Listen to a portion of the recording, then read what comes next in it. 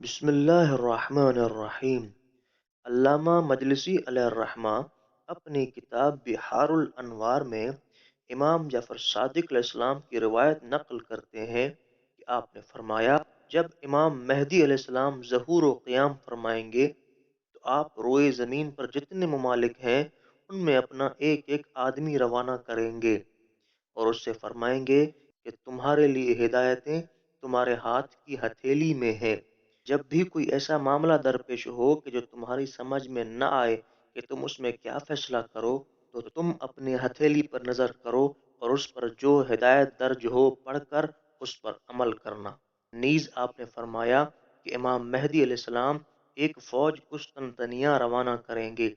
जब ये फौज खलीज तक पहुंचेगी तो वो अपने पाँव के तलवों पर कुछ लिखेगी और फिर वो फौज सतह आब पर चलने लगेगी।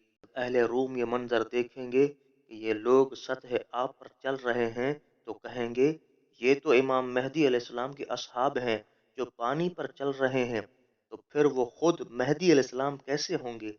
बस ये देखकर शहर का दरवाज़ा खोल देंगे और ये फौजी उसमें दाखिल होकर जो अहकाम जारी करना चाहेंगे करेंगे।